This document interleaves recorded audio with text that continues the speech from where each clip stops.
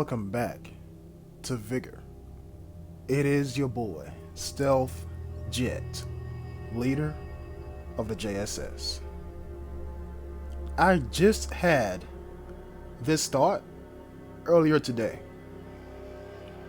Y'all remember when Brodalen Bridges first came to the game? And how big and scary it was? Now that's me and Kirsten. You know, the new map that, well, not really new map, but new-ish map. It's not big and scary. It's small and scary. Let me put it to you like this. It's not the big insects you should worry about. It's the small ones. The small ones can get into spaces that you didn't know existed. The big ones you can easily see. Now, what's the analogy with that? Kirsten is small. Downhill, no cover. Brodalen Bridges, large.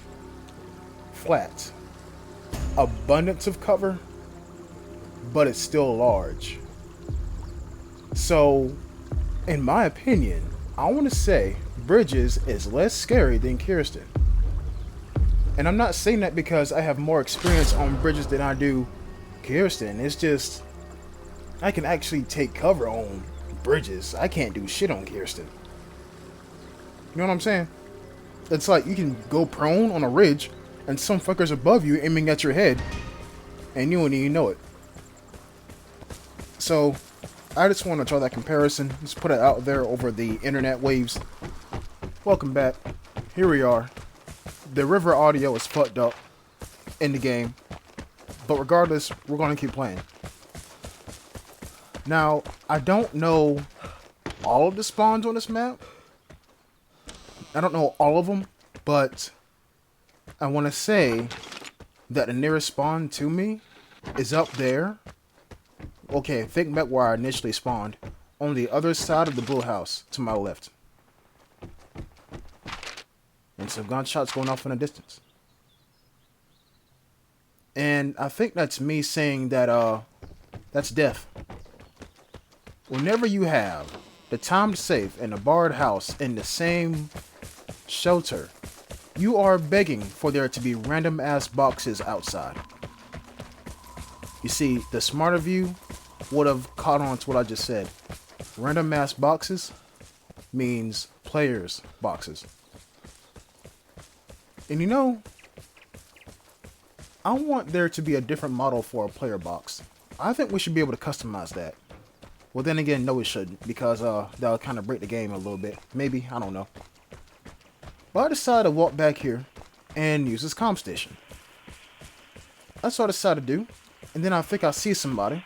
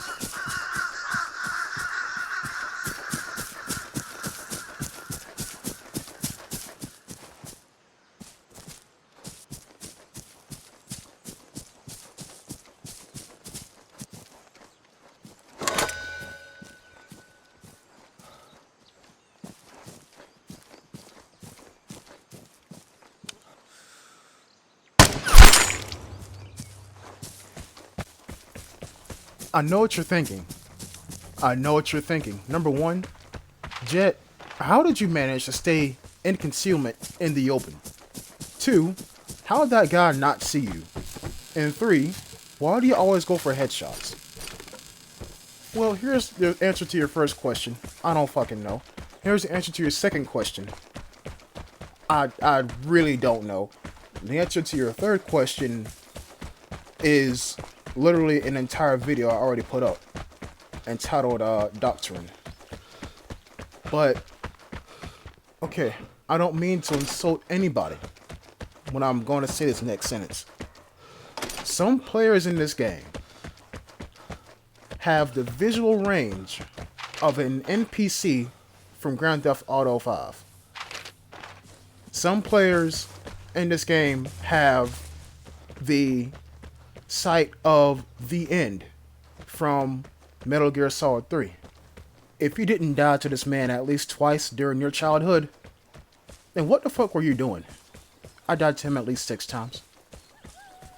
I strive to be as vigilant as that man in my video games.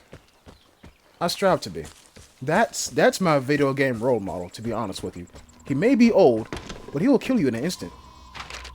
So, with all that being said, somebody uses the detector. And I see that guy with the airdrop, and I'm like, I wonder if he's going to make it.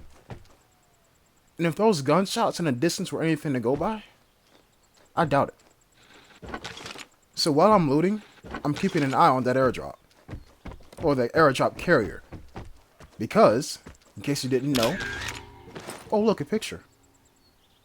I think I know where that's at.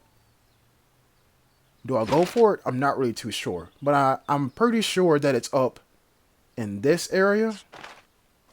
Because there's a camp. Or there's a guardrail and a tent. I don't think you will find those things down here at the bottom of the map. So, now we got a new objective. To go to the top of the map and find this cache. Now, all I'm trying to do here is go up the map. And also, keep an eye on that stick figure carrying a box. Because, and this is what I was going to say, you hear those gunshots? That's the sound of Pinocchio being chased. A really deadly game of Pinocchio is happening right now. Is Pinocchio even a game? No, it's not. My point is this. When he dies, then it's going to be like flies to poo. Because every new player is going to want that airdrop. Because they need it. And no, I'm not bashing them. That's just how the game is. You know what I'm saying? So, me and my L85, we're going to just skirt close to it, but not go so close that we end up getting caught up in a fray. Because all I'm trying to do is get this cash. But sometimes, the fray is right in front of you, and you don't even know it. See, now, this guy's screwed, right? Because he's pretty much in the danger zone. This bridge, or this rail bridge and the road bridge beside it, and the area underneath, is a severe hot spot for people. And look what he's doing. He's running through the center of the map with an airdrop. And I'm like, how are you not dead yet? How? Now, ideally, if I kill him, it's just going to be a kill and walk away. Because I feel like this person has just the airdrop and nothing else. That's what I feel like. But at the same time, too, if I can do something about him, I'm going to try to do something about him. So, I believe I checked my map during transition, and the dude is kind of close. But then somebody uses the detector. And I'm pretty sure the detector is up on top of that hill to my left. And believe it or not, I got eyes on the guy. I don't know how he survived this long with an airdrop on Brodalen bridges going through the center, literally going through the valley of the shadow of death. But then he escapes. Like, he's pretty much in the exit, so I'm going to give up the chase. Now, here's the dangerous part. You are part of the chase, and now you don't want to be a part of the chase anymore. There are zombies in this game, players, that will chase somebody in the exit and then just end up taking the exit because they're already there. So let me put it to you like this. You are riding the wave, and then you want to back out the wave, so you run back into the wave, and you may end up crashing in the water.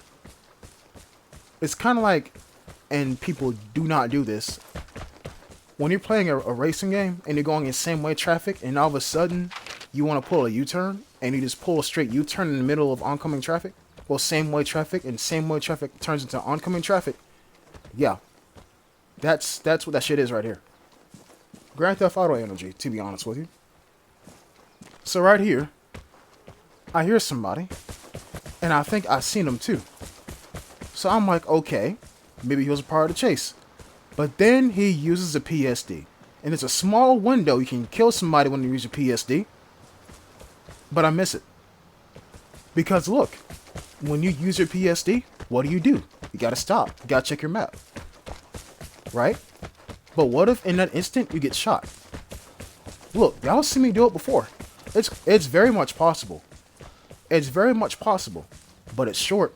Lord knows it's short. And of course, they wait until pretty much 65% of the game being done before they hit a time save. Of course they do. Because it's solos. And that's the solo meta. Now, I decide that, you know, I'm low-key already detected already. Why not just run past the detector? But then this happens. He was waiting for me to do it. And that's why I didn't do it immediately. Now, let me explain to you the difference between deal with it and eliminate Outlander. Deal with it means this: fight or flight. And right now, I'm kind of flustered because the dude has cover, and I got cover too. But I got like vertical cover. No, horizontal cover. This guy has vertical cover. Which do you think is easier to shoot? But then I see him go up to the detector, and of course, I can't see him. And then he uses it. Now, why the fuck would you use the detector when you literally just seen somebody right there? This guy's a killer. Or he just wants to kill me for the hell of it. And I'm like, reposition, no, take my ass back home. And there's still shots going on. That shit crazy. So, now this guy, you can see him off in the distance, and I run into a tree. Don't laugh at me. This guy is still on the prowl. I was last detected over there near the gas station, but I'm kind of long gone. You don't gotta fight every fight you come across in this game. And sometimes riding the wave will get you killed. And it almost did right there. It almost did. If you're wondering, did I get that buried cash? I didn't. I just went ahead and I went home. I took my one headshot and my one little conversation usage, and I went home. There's nothing bad about getting shot at, and getting shot really, and realizing that you can't handle what's going on, and you're not in the best position to handle what's going on, so you leave. And look, I got 1901 XP. Phoenix 1901. If y'all don't know the song, y'all didn't play Forza Horizon 1. Y'all need to get your weight up. But people, what can you learn from this encounter?